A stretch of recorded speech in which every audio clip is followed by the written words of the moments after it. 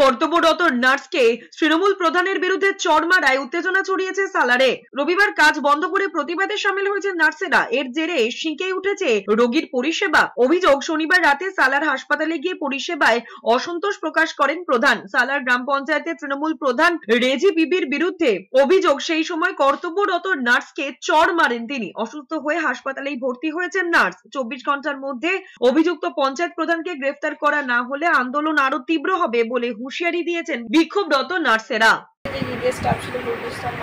ওনাকে আটকাচ্ছিলেন যাতে আমার কাছে পর্যন্ত না আসতে পারেন। উনি মারমুখী হয়ে আসছিলেন পুরো।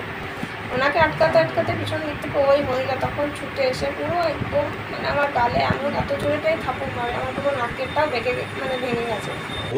প্রধানও যেমন হয় তেমনি একটা কন্যার যে মায়ের হৃদয় মায়ের মতোই হয়। হয়তো মা বিচলিত ছিল, সেই বিচলিত অবস্থায় আমার কাছে শোনা যে পরিষেবারত যে নার্স ছিলেন তার সঙ্গে তিনি হয়তো কিছু রাগবশত খারাপ আচরণ করেছেন। যদি প্রধান হিসেবে করে থাকেন তাহলে সত্যি সেটা তার করা উচিত হয়নি। প্রথমবার সাংসদ হয়ে লোকসভা অধিবেশনে যোগ দিয়েছেন আগেই। এবার নিজের কেন্দ্র চন্দননগরে রক্তদান করলেন রচনা বন্দ্যোপাধ্যায়। ছিলেন বিধায়ক ইন্দ্রনীল সেন। রক্ত দিয়ে অভিনেত্রী সাংসদ বলেছেন, কলকাতায় বসে তিনি উপলব্ধি করেছেন রাত ভোর গাড়ি নিয়ে দৌড়েও রক্ত মেলে না। যতই সোর্স থাকুক না কেন, রক্ত পাওয়া দুষ্কর হয়ে দাঁড়ায়। রক্তদান শিবিরের আয়োজন ভালো প্রয়াস, কারণ মানুষ অসুস্থ হলে রক্ত পাওয়াটাই প্রায় অসম্ভব ব্যাপার হয়ে দাঁড়িয়েছে।